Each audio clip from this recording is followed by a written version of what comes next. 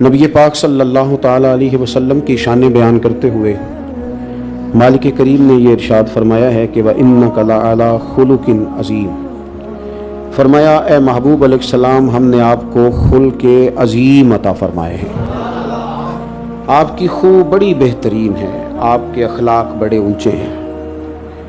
رسول کریم صلی اللہ تعالیٰ علیہ وسلم نے اپنی تشریف آوری کے جو مقاصد خود بیان کیے، اللہ کے حبیب صلی اللہ علیہ وسلم نے اپنے آنے کا جو مقصد خود بتایا، ان مقاصد میں سے ایک مقصد حضور نے یہ بھی بیان کیا کہ اللہ تعالیٰ نے مجھے اخلاق عالیہ کی تکمیل کرنے کے لیے مبعوث فرمایا ہے، میں اخلاق کو بلندیوں تک پہنچانے کے لیے دنیا میں آیا۔ نبی پاک صلی اللہ تعالیٰ علیہ وسلم نے ہمیں وہ والے اخلاق عطا کیے ہیں کہ اس سے زیادہ بہترین بات دوبارہ زمانے میں ہو سکتی نہیں۔ اور نبی کریم علیہ السلام خود ارشاد فرماتے ہیں، حضور فرماتے ہیں کمزور رائے والے نہ بنو کہ تم یہ کہتے پھرو کہ کوئی ہمارے ساتھ نیکی کرے گا تو پھر ہم نیکی کریں گے۔ کمزور رائے والے نہ بنو، بلکہ فرمایا کوئی نیکی کرے یا نہ کرے تم نے نیکی ہی کرنی ہے، تم نے بھلائی ہی کرنی ہے، خیر کا رویہ ہی اختیار کرنا ہے۔ اخلاقی قدریں قوموں کی جب اونچی ہو جاتی ہیں، اور ایک بات اور بھی اپنے ذہن میں رکھیں کہ خلق کہتے ہیں ظاہری صورت کو، خلق کہتے ہیں باطنی اوصاف کو۔ اس لیے میں اکثر کہتا ہوں کہ صرف میٹھا بولنا یہ اخلاق نہیں، سچ بولنا اخلاق ہے، بخل سے بچنا اخلاق ہے، سخاوت کرنا اخلاق ہے، عاجزی اخلاق ہے، کسی کو عزت دینا یہ اخلاق ہے، اپنی طبیعت میں حوصلہ پیدا کرنا، بے صبری سے بچنا، شکر کا مزاج اختیار کرنا یہ اخلاق ہے۔ میٹھا تو لوگ اپنے مطلب کے لیے بھی بولتے ہیں، میٹھا تو لوگ کام نکلوانے کے لیے بھی بولتے ہیں، میٹھا تو لوگ بندوں کو راضی کرنے کے لیے بھی بولتے ہیں، لیکن یہ جو بندہ زبان کے ساتھ لوگوں کو قائل کرتا ہے یہ لمبا نہیں چلتا، آہستہ آہستہ لوگوں کو پتہ چل جائے یہ تو سب کے ساتھ ہی ایسا ہے، یہ تو بندے کو قابو کرتا ہے لفظوں کے ہیر پھیر میں، تو نرا یہ اخلاق نہیں۔ میں کہا کرتا ہوں کہ کسی کی منہ پہ اس کی تعریف کرنا یہ اخلاق نہیں، یہ تو کئی دفعہ خوشامد بن جاتی ہے، کوئی کسی کے بارے میں غلط لفظ کہہ رہا ہو اور اس کی پیٹھ کے پیچھے کہنا نہیں تو غلط کہہ رہا ہے، تجھے پتہ ہی نہیں، یہ بات تو درست نہیں کر رہا، اصل بات اس طرح ہے، یہ اعلیٰ اخلاق والے ہونے کی علامت ہے۔ کسی کو غیبت سے بچایا بھی جائے اور خود بچا بھی جائے۔ اخلاقی بلندیاں اور اخلاقی رویے اونچے کرنے کے لیے حضور آئے۔ دیکھیے حضرت مولا علی شیر خدا کرم اللہ تعالی وجہہ الکریم، حضور علیہ السلام کے علم کے شہر سے فیض پانے والے ہیں تو 2-3 جملوں میں انہوں نے نبی پاک علیہ السلام کے اخلاق بیان کیے، اور یوں محسوس ہوتا ہے کہ بڑی ساری شاعریاں، بڑے سارے ادیبوں کے فکرے اور بڑے سارے واعظین کے واعظ اور بڑے سارے خطباء کی تقریریں مولا کائنات نے سمیٹ کے رکھ دی۔ ترمذی شریف میں حضرت مولا علی شیر خدا کرم اللہ تعالی وجہہ الکریم کا یہ فرمان موجود ہے، فرماتے ہیں بھئی لوگوں، نبی پاک صلی اللہ علیہ وآلہ وسلم دل کے سب سے زیادہ سخی تھے، زبان کے سب سے زیادہ سچے تھے، اور مزاج کے سب سے بڑھ کے نرم تھے۔ بس 3 باتیں حضرت مولا کائنات نے بیان کی۔ حضور کا دل سب سے بڑا سخی ہے، زبان سب سے زیادہ سچی ہے، اور مزاج کے حضور سب سے بڑھ کر نرم ہے۔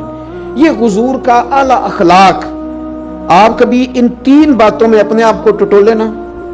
ہماری زبانیں سچ کتنا بولتی ہیں، جو اللہ نے ہمیں اپنے فضل سے دیا ہے، ہم مالک نہیں بن کے بیٹھ گئے، وہ نکال کے کسی اور کو دینا ہمیں کس قدر زیادہ مشکل محسوس ہوتا ہے، اور ہمارے مزاج بڑے نرم ہیں، پر اپنے حق میں اپنی ساری غلطیوں سمیت اپنے آپ سے پیار ہے۔ پتہ ہے نا، ہمیں سب سے زیادہ اپنی غلطیوں کا پتہ ہوتا ہے، اپنی ساری غلطیوں کے باوجود اپنے آپ سے پیار ہے، اور دوسرے کی ایک دو پتہ چل گئی تو گھن کھانی شروع کر دی۔ حضرت مولا علی فرماتے ہیں مدینے والے محبوب سب سے زیادہ نرم دل تھے، شفقت کرنے والے تھے، کرم فرمانے والے تھے۔ دوسری بات، انسان کا جو حسن تکلم ہوتا ہے نا، اس کا جو بات کرنا، وہ بڑا معنی رکھتا ہے۔ کچھ لوگ کہتے ہیں یار چل کام نہ کرنا، بات تو ٹھیک کرنا، چل تو ہم جو کہہ رہے ہیں اس کو تسلیم نہ بھی کرنا، پر تیرا لہجہ تو ٹھیک ہونا۔ نبی پاک صلی اللہ تعالی علیہ وسلم جب بات کرتے تھے نا تو حضرت عائشہ صدیقہ رضی اللہ تعالی عنہ فرماتی ہیں کہ حضور تمہاری طرح تیز تیز باتیں نہیں کرتے تھے، بلکہ اللہ کے پیارے حبیب صلی اللہ تعالی علیہ وسلم کا کلام تو اس طرح ہوتا تھا کہ ہر جملہ دوسرے سے جدا ہوتا تھا اور باتیں واضح ہوتی تھیں۔ اور اتنی بڑی بات کہہ دی، اما عائشہ صدیقہ رضی اللہ تعالیٰ عنہ فرماتی ہیں کہ نبی کریم کی تو کوئی باتیں گننا چاہتا تھا تو گن بھی سکتا تھا۔ شیریں گفتاری یعنی دھیمے لب و لہجے میں بات کرنا۔ کئی دفعہ نا اما خود ہی بات کر کے بھول بھی جاتی ہے، بزرگ ہو گئی ہے نا، ابا جی کئی دفعہ بات کر کے بھول جاتے ہیں، انہوں نے خود کوئی کام کہا ہوتا ہے، خود ہی اس پہ ناراض ہو جاتے ہیں۔ اب اولاد کا کیا ذمہ ہے کہ وہ اما ابا کے اس بڑھاپے پر معاذ اللہ طنز کرے کہ آپ کل یہ کہہ رہے تھے آج یہ کہہ رہے ہیں۔ ان کے لیے حکم یہ ہے کہ وہ نہ شفقت کے بازو پھیلائیں۔ عرش کا مالک کہتا ہے اوف بھی نہیں کرنی تو نے، کیونکہ وہ تیرے سامنے بڑھاپے کو پہنچ گئے۔ تو کہہ ٹھیک ہے، جو کل کہا تھا وہ بھی ٹھیک ہے، جو آپ آج کہہ رہے ہیں میں اس کے لیے بھی تیار ہوں۔ یہ ہوتا ہے اعلیٰ اخلاق کا مظاہرہ۔ لیکن اگر آپ کہیں جناب کل آپ نے یہ کہا تھا آج آپ یہ کہہ رہے ہیں، تو یہ بات کی کمزوری ہے، اس سے ہمیں نکلنا چاہیے۔ جب انسان چھوٹا ہوتا ہے اس کا ذہن کمزور ہوتا ہے، جب وہ بڑا ہوتا ہے تو اللہ اس کے حوصلے کو بھی بڑا کر دیتا ہے۔ تو ہم بعض اوقات اس طرح کی باتیں کرتے ہیں یا ہمارے بڑے کرتے ہیں کہ ہمارے پاس سخت جواب ہوتا ہے، ہم دے سکتے ہیں، لیکن ہمیں حکم یہ ہے کہ تم نے اپنی عقل دیکھ کے جواب نہیں دینا، سامنے والے کا منصب دیکھ کے جواب دینا ہے۔ وہ دیکھنا ہے کہ وہ بندہ کس طرح کا ہے۔ اگر آپ کہیں کہ جناب میرے پاس شعور بڑا ہے تو میں ایسے کر دوں گا تو یہ انداز پھر ٹھیک نہیں۔ دوسری بات، مسواک کرنا بھی سنت ہے، میٹھا کھانا بھی سنت ہے، اور گوشت کھانا بھی سنت ہے ویسے، اور سید الطعام ہے، کدو شریف کھانا بھی سنت ہے، اور جناب شادی کرنا بھی سنت ہے۔ یہ ساری سنتیں لوگوں کو یاد ہوتی ہیں، اچھی بات ہے، بڑی اچھی بات ہے، لیکن مسکرا کے بات کرنا بھی حضور کی سنت ہے، یہ والی بھی یاد کر لینی چاہیے۔ چلے اس میں بھی بھلا ہوتا ہے، ابا جی کا دل راضی ہو جائے گا اس بات سے، اماں جی خوش ہو جائیں گی، بڑے بھائی کو آپ مسکرا کے ملیں گے تو راضی ہو جائے گا، غریب آدمی سے مسکرا کے ملیں گے تو خوش ہو جائے گا۔ نبی پاک صلی اللہ تعالی علیہ وسلم نے جو حیات نور گزاری ہے وہ غموں کے بیچ گزاری ہے۔ حضور فرماتے ہیں سارے نبی ستائے گئے پر میں سب سے زیادہ ستایا گیا، لیکن اس کے باوجود ان غموں کے بیچ حضور مسکراتے تھے۔ حضور مسکراتے تھے، اور مسکراتے بھی اس طرح تھے کہ کہا لگا کر نہیں ہنستے تھے، یعنی مسکرانا بھی وہ جو ڈھاب اور سلیقے کا، سنجیدگی کا، مسکرانا بھی حسن والا، اس طرح نہیں کہ غیر سنجیدگی چھلکے۔ حضور مسکراتے تھے، غموں کے بیچ مسکراتے تھے، پورا منہ کھول کے نہیں۔ حضور کے لبہائے مبارکہ میں دانت نظر آتے تھے، اور حضور مسکراتے تھے تو نور نکلتا تھا، مسجد نبوی کی دیواریں روشن ہو جاتی تھی۔ حضرت سیدنا عبداللہ بن حارث رضی اللہ تعالیٰ عنہ فرماتے ہیں، ترمذی میں موجود ہے، فرماتے ہیں میں نے دنیا میں کسی کو اتنا مسکراتے نہیں دیکھا جتنا مدینے والے محبوب مسکرایا کرتے تھے۔ آپ مسکرائیں، آپ کے لہجے اچھے ہوں، آپ مطلب حرج کیا ہے اگر آپ تھوڑا سا کسی بات پہ مسکرا دیں گے، کوئی مسئلہ نہیں۔ آپ تھوڑا سا آپ محسوس کریں گے کہ آپ طاقتور ہو گئے ہیں، آپ نے اگر اخلاقی رویہ، مثلا اس میں کوئی شک نہیں کہ میاں صاحب باہر سے تھکے ہوئے آئے ہیں، اس میں کوئی شک نہیں کہ خامد صاحب بڑے بڑے مسائل کا انہیں سامنا کرنا پڑتا ہے، اس بات سے میں آگاہ ہوں، پر بیگم بھی تو صبح سے بیٹھی ہے نا، اس نے بھی تو کسی سے بات کرنی ہے نا، کوئی آئے تو اب یہ صاحب آئے ہیں تو ان کا خیال ہے کہ سارے پیچھے با ملاحظہ پیچھے ہٹ جاؤ اور مجھے سونا ہے، بستر جھڑا ہوا ہو، تکیہ لگا ہوا ہو، اور کوئی آدمی سی نہ کرے۔ آپ کو پتہ ہے اللہ تعالیٰ نے مرد کو فضیلت دی ہے، اللہ نے مرد کو حوصلہ بڑھا دیا ہے، عقل بڑھی دی، کس لیے؟ وہ اسی لیے دی تھی کہ اس نے عورت کے ساتھ اس کی اس کم فہمی کے مقابلے میں اپنے حوصلے کو بڑا کر کے دکھانا۔ تو یہ جلد باز ہو جاتا ہے، یہ سختی کرتا ہے، بڑے مسائل ہوتے ہیں باہر، اس میں کوئی شک نہیں۔ دنیا کے ساتھ نباہ کرنا، مردوں کے لیے کاروبار کرنا، دنیا کو ڈیل کرنا، بندے کو باتیں پوری طرح چور کر دیتی، لیکن اگر آپ باہر کی پریشانیاں گھر لے آئیں گے تو گھر والوں نے بھی تو کہیں آنسو بہا کے دکھانے ہیں نا، انہوں نے بھی تو سارے دن کی آزمائشیں بیان کرنی ہے نا۔ حضرت مولانا نقی علی خان صاحب فرمایا کرتے تھے مجھے دعا مانگنے کا طریقہ میری بیوی نے سکھایا ہے۔ اور سب کس طرح فرمانے لگے، اس نے مجھے کوئی کام کہا، کوئی پیسے جہاں لگنے تھے تو میں نے کہا بھی میرے پاس نہیں ہے، کچھ دنوں میں آئیں گے تو میں دے دوں گا۔ تو پھر اس نے ایک دن یاد کرایا کہ جناب وہ میں نے کہا تھا کہ وہ پیسے تھوڑے سے چاہیے تھے، تو کہتے میں نے کہا بھی نہیں ہے میرے پاس، جیب خالی ہے، بالکل حالات ٹھیک نہیں، ملتے ہیں تو دیتا ہوں۔ کہتے اس نے کچھ دن چھوڑ کے پھر یاد کرایا تو میں غصے میں آ گیا. میں نے کہا تو کیا مجھے بے عزت کرتی رہتی ہے؟ تمہیں کہا نا میرے پاس نہیں ہے, جب آئیں گے تو دے دوں گا. کوئی باتیں کرنے والی روز ہی کسی آدمی کو پریشان کرنا. کہتا جب میں نے سخت بات کی تو اس بھلی مانوس عورت نے پہلے بات سن لی, پھر جب میرا غصہ اتر گیا تو اس نے ایک بات کی تو میں رو پڑا. کہنے لگی آپ ہی تو میرے خاوند ہیں, آپ سے نہ کہوں تو پھر میں کس سے جا کے کہوں. کہتے ہیں میں رو پڑا, مجھے نہ دعا مانگنے کا طریقہ آ گیا. وہ کہنے لگی آپ کیوں رو رہے ہیں؟ تو میں نے کہا جب میں بھی اپنے رب سے کہوں گا نا مالک تو ہی میرا رب ہے, تجھ سے نہ کہوں تو پھر میں کس سے کہوں, تو پھر میرا اللہ بھی میرے اوپر رحمت فرمائے گا. تو تھوڑا سا نا اخلاق کی بلندیاں, طبیعتوں میں بلندیاں, اپنے باطن پہ تھوڑی سی توجہ. ہم نے سارا زور ظاہر کو سنوارنے پہ لگا دیا ہے, سارے رنگ ہم نے اپنے ظاہری وجود میں بھرنے میں صرف کر دیے. اگر تھوڑی سی توجہ اخلاق پہ دی جائے. میں نے نا میرا ایک شوق ہے سیرت لکھنے کا, سیرت کی چیزیں جمع کرنے کا, یہ میرا محبوب ترین مشغلہ ہے. تو میں جب حضور کی مکمل سیرت پڑھتا ہوں تو میں ایک نتیجے پہ پہنچتا ہوں کہ نبی پاک صلی اللہ تعالیٰ علیہ وسلم کی جو حیات مبارکہ ہے نا, اس کا سبق ہے یک طرفہ نیکی. یک طرفہ نیکی, وہ والی نیکی نہیں کہ کوئی میرے ساتھ کرے گا تو میں بھی کروں گا, کوئی میٹھا بولے گا تو میں بھی بولوں, کوئی میری طرف آئے گا تو میں اس کی طرف بھی جاؤں گا, کوئی میرے بچوں سے پیار کرے گا تو میں. سیرت نبوی کا یہ سبق نہیں. سیرت نبوی کا سبق یہ ہے کہ جو روڑے مارے گا اسے پھول دیں گے. سیرت نبوی کا یہ سبق ہے کہ جو ترش بولے گا جواب میں مسکرائیں گے. سیرت نبوی کا یہ سبق ہے کہ جو لوگ قیدی بنا کے بدر میں آئیں گے نا, صحابہ خود بھوکے رہیں گے اور قیدیوں کو روٹیاں کھلائیں گے, اگرچہ دشمنوں کو قید کیا. سیرت یک طرفہ نیکی کا سبق دیتی ہے, دو طرفہ نہیں. ہم نے تو نیکی کو تجارت بنا لیا ہے کہ پہلے تو میرے ساتھ کر تو میں تیرے ساتھ کروں گا, تو میرے گھر آ تو پھر میں تیرے گھر آؤں گا. یہ آپ عبادت کر رہے ہیں, تجارت کر رہے ہیں. یک طرفہ نیکی یہ حسن پیدا کرتی ہے. اور تیسری بات میرے عزیز یہ کہ اللہ رسول کی رضا کے لیے. غصہ ناراضگی صرف اللہ رسول کے لیے, ذات کے لیے نہیں, ورنہ آپ کی ذات ایک بت بن جاتی ہے, وہ بڑی ساری چیزوں میں رکاوٹ بن جاتی ہے. ہم نے نا جتنی آج تک جنگیں لڑی ہیں, جتنی آج تک ہم نے مشقتیں کی ہیں, وہ ذات کے لیے کی. میں دیکھتا تھا ہمارے دیہاتوں میں ایسے کسی نے خبر چھوڑ دی کہ فلانے نے تیرے خلاف بات کر دی, پوری تصدیق بھی نہیں. حالانکہ قرآن مجید فرماتا ہے کہ جب کوئی فاسق خبر لے کے آئے پہلے اس کی تحقیق کر لیا کرو کہ ٹھیک بھی ہے کہ نہیں. کسی نے بات کر دی وہ فلاں نے تیرے خلاف بات کیا, تو کہتے ہیں میں پوچھ نہیں لینا, دو چار بندے لے کے تو گھر پہنچ گئے. مفت کے جھگڑے, یہ سب ذاتیات کی جنگ ہے, اس سے باہر آئیں. آپ اپنی ذات کے لیے کتنا کو لڑیں گے؟ مثلا میں کیا ہوں, ہم کیا ہیں, اپنے آپ کو کہاں تک لے جانا چاہتے ہیں, کیا بلندی ہے ہماری, کیا ہم پانا چاہتے ہیں, کیا ہے ہمارے پاس. وہ مٹی کا ڈھیر جس کو ایک رات سونے نہ دیا جائے تو اپنی ٹانگ پہ کھڑا نہیں ہو سکتا. وہ کمزور آدمی کے 24 گھنٹے روٹی نہ کھائے تو اپنی ٹانگوں پہ لڑکھڑاتا پھرے. مثلا کیا ہے, ایک بخار چڑھ گئے تو ہم سے اپنا آپ سنبھالا نہیں جاتا, ایک دانت میں درد نکل آئے تو ہم کھڑے ہونے کے قابل نہیں.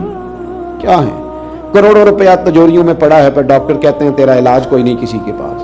کیوں اپنی ذات کی جنگ لڑتے لڑتے ہم اپنوں کو ہارنے پہ تلے ہوئے. کئی اپنے ہم ہار گئے پر ہم نے ذات کی جنگیں لڑی. آؤ نا یارو, ہمارے کئی اپنے ہیں, ہمارا دل کرتا ہے ہم ان کے ساتھ اٹھیں بیٹھیں کھائیں پیئیں بات کریں. کوئی رٹا نہیں, وہ کوئی بد دین نہیں ہوئے, کوئی بد مذہب نہیں ہوئے, کوئی بد عقیدہ نہیں ہوئے, صرف ہماری ذات سے ان کا مسئلہ تھا. ہماری شان کے مطابق وہ چل نہیں سکے, جی حضوری نہیں کر سکے, ہم نے اتار پھینکے. دل کرتا ہے اپنوں کے بیچ بندہ وقت گزارے, لیکن ہم نے نا ذاتیات کی جنگ میں کوئی بھی نہیں ہارا, ہم اپنے آپ سے ہار گئے. سنو نا حضور نے کیا سیرت دی ہے, اخلاق عالیہ کی کیا بلندی دی ہے. میدان احد میں اتنا انہوں نے تکلیف دی کہ حضور کے 70 صحابہ شہید ہو گئے.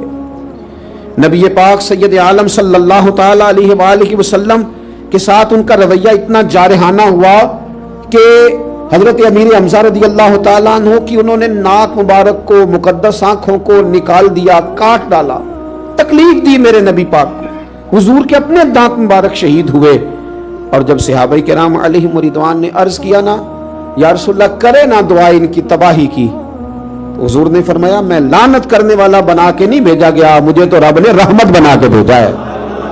ذات کو تکلیف دی انہوں نے, تو हुजूर ने दुआ क्या की, अल्लाह इन्हें हिदायत दे दे, अल्लाह इनकी बख्शिश कर दे, इनको बख्शिश के रास्ते पे चला दे, हिदायत दे दे इनको।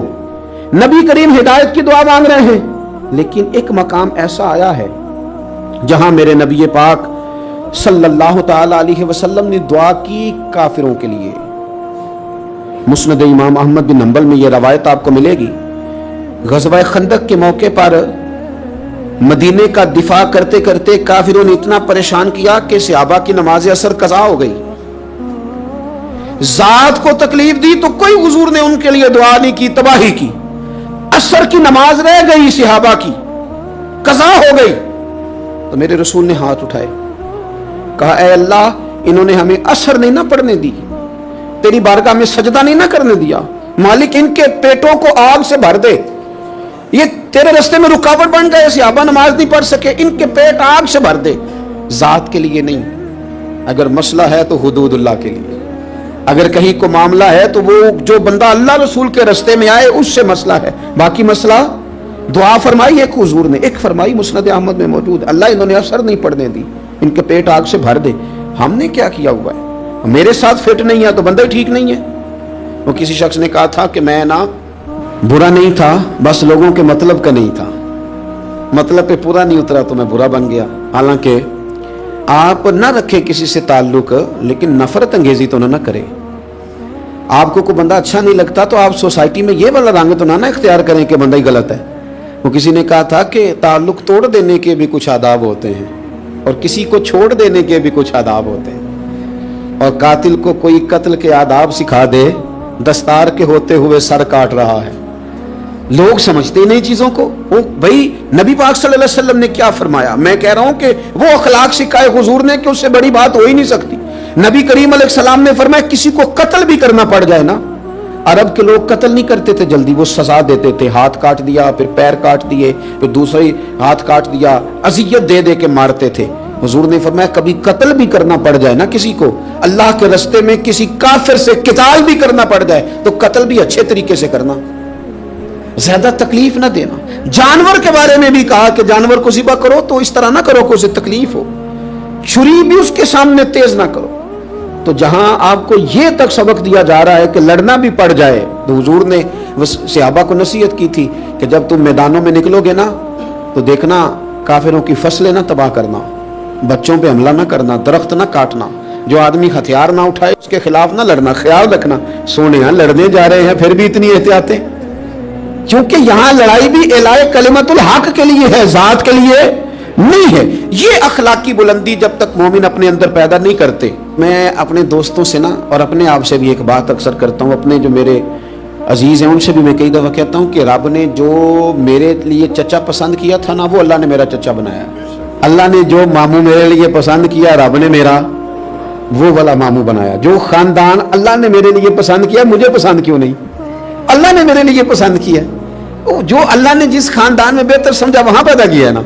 तो आप कहते हैं कि आपको पता नहीं मेरा चचा खौफनाक कितना है, ये क्या बात हो गई भाई। आप कहते हैं आपको पता ही नहीं मेरे मामू की हालत कितनी खराब है। भाई इंसानी कमजोरियां हैं, लेकिन वो दो तरफा हैं, एक तरफा नहीं है, उधर भी हैं और इधर भी हैं, उनके अंदर भी है हमारे अंदर भी। लेकिन हम इस अंदाज में अपनी सफाई पेश करते हैं। कुछ रिश्तेदार वाकयातन इस किस्म के होते हैं कि रवैया सख्त होता है, और कुछ लोग इस दुनिया में वाकई ऐसे हैं जो लालच के तौर पर कभी आके मिलते हैं। कुछ लोग वक्त पड़ जाए तो वो बड़ा अपना अपना कह के, प्यारा प्यारा कह के काम निकलवाते हैं, इसमें शक नहीं। लेकिन आपसे एक बात कर लूं, हजरत अब्दुल्लाह इब्न उमर रज़ी अल्लाह तआला अन्हु का जो गुलाम ज्यादा नफल पढ़ता था ना, आप उसे आजाद कर देते थे। कुछ गुलामों को पता चल गया कि ये नफल ज्यादा पढ़ने पे आजाद कर देते हैं, उन्होंने ना ज्यादा नफल पढ़ने शुरू कर दिया, आपने आजाद कर दिया। फिर दूसरे ने ज्यादा नफल पढ़े, आपने आजाद कर दिया। एक दिन आपका बेटा कहने लगा, हुजूर ये बाद में पता नहीं पूरी 5 भी पढ़ते हैं कि नहीं, आपको दिखा दिखा के ज्यादा नफल पढ़ते हैं कि मैं हम आजाद हो जाएंगे, तो ये आपको धोखा देते हैं। ये मेरे नबी पाक की तरबियत। हजरत अब्दुल्लाह इब्न उमर रो पड़े, फरमाने लगे, पुत्र तेरा क्या ख्याल है, मुझे पता नहीं, मुझे पता है कि मुझे दिखाने के लिए और मुझे अपने हक में कायल करने के लिए और आजाद होने के लिए ऐसा करते हैं, पर ये मुझे रब के नाम पे धोखा देना चाहते हैं ना, तो दे रब के नाम पे धोखा, ये दे, मैं अल्लाह के नाम पे धोखा खाने को तैयार हूं। तो यार कोई शख्स अगर सिला रहमी के नाम पर रिश्ते لوٹتے کے نام پر آپ کو لوٹتا ہے تو لوٹ جائیں، کیا حرج ہے؟ اعتراض کیا ہے؟ اللہ نے وہاں پیدا کیا، لوٹ جائیں تھوڑی دیر کے لیے، غیر بھی تو لوٹ کے لے ہی جاتے ہیں نا، تو چلو کوئی اپنا لوٹ جائے تو حرج کیا ہے؟ اعتراض کیا ہے؟ وہ کسی نے کہا تھا کہ انگ یاری دا پالن اوکھا جویں تند سوتر دی کچی، ایک کھچے تے دوجا چھڑدا جاوے تاں رہندی جے پکی۔ اگر رشتے نبھانے ہیں تو دونوں طرف سے کھینچو گے تو ٹوٹ جائے گا۔ انگ یاری دا پالن اوکھا کیویں؟ جویں تند سوتر دی کچی، ایک کھچے تے دوجا اے تاں رہندی جے پکی۔ یہ پکی تب رہتی ہے جب ایک چھوڑے بھی، معاف بھی کرے۔ سنو حدیث، اگر آپ نے یہ حدیث یاد کر لی نا تو یہ نا آج نا مزہ آ گیا یہ جمعے میں میرے اور آپ کے حاضر ہونے کا۔ حضرت ابو الاحوص رضی اللہ تعالیٰ عنہ کہتے ہیں میرے ابا جی حاضر ہوئے، اور جس طرح بندہ سر پٹا جاتا ہے نا، اک جاتا ہے پورا، اس طرح آئے اور آ کے نا بڑے درد کے ساتھ عرض کرنے لگے حضور میرے معاملے پہ بھی ذرا غور کریں۔ اور میں کیا ہوا؟ عرض کی حضور میرے چچا کا بھائی ہے، مجھے کبھی مجبوری بن جائے میرے کام نہیں آیا، کبھی صلہ رحمی نہیں کی، کبھی کسی ضرورت میں نہیں پہنچا، لیکن یا رسول اللہ صلی اللہ تعالی علیہ وسلم اسے جب بھی ضرورت پڑتی آ جاتا ہے، کتنی کو مدد کروں؟ حضور آج میں آپ کے پاس آیا ہوں تو قسم اٹھا کے آیا ہوں کہ آج کے بعد میں نے بھی مدد نہیں کرنی، موج کرے اب میں نے بھی اس کے کام نہیں آنا۔ کہتے ہیں میرے والد پورے جلال سے بات کر رہے تھے، جب انہوں نے بات کر لی تو حضور مسکرائے، اور مسکرا کے حضور نے کیا فرمایا؟ وہ تو کہہ رہے تھے نا میں نے قسم اٹھا لی، اب طے کر کے آیا ہوں، آج کے بعد میں نے بھی نہیں کرنا۔ حضور مسکرائے اور کریم فرمانے لگے تو اس طرح کر، قسم کا کفارہ دے دے، یہ قسم توڑ دے، اس کا کفارہ دے دے، وہ جو کرتے ہیں انہیں کرنے دے، تو اس طرح کر، وہ کام کر جو تو پہلے کرتا تھا، وہ نہ بھی کام آئے تو کام آ، وہ نہ بھی صلہ رحمی کرے تو صلہ۔ مانا کیا ہوا؟ وہ جو کرتا ہے اسے کرنے دے، تو محمد عربی کا غلام بن کے دکھا، تو رسول کریم والا ہے، تو اپنا رویہ ٹھیک رکھ، تو اپنا لہجہ ٹھیک رکھ۔ ہم نے اگر نیکی یک طرفہ نہ سوچی، کیونکہ بندے راضی کرنے کو نیکی کریں گے تو دو بھی نہیں ہو سکتی، نیکی تو کرنی ہے اللہ کو راضی کرنے کے لیے، نیکی تو کرنی ہے۔ اپنا ذہن بنائیں، یہ جو اخلاقی بلندیاں ہیں نا ان کی طرف سفر کریں، ورنہ ہم اتنے کمزور ہو جائیں گے، اتنے کمزور ہو جائیں گے۔ آپ کو پتہ ہے نبی کریم کی زندگی میں جو چیز سب سے زیادہ ہے نا وہ معاف کر دینا ہے۔ میں نہ تقریر کرتا ہوں، آپ سنتے ہیں، بہت سارے علماء بیان کرتے ہیں، آپ سنتے ہیں، بہت سارے لوگ لکھتے ہیں، ہم پڑھتے ہیں، لیکن کچھ چیزیں ایسی ہوتی ہیں جہاں نہ انسان رک جاتا ہے، آگے نہیں بڑھا جاتا۔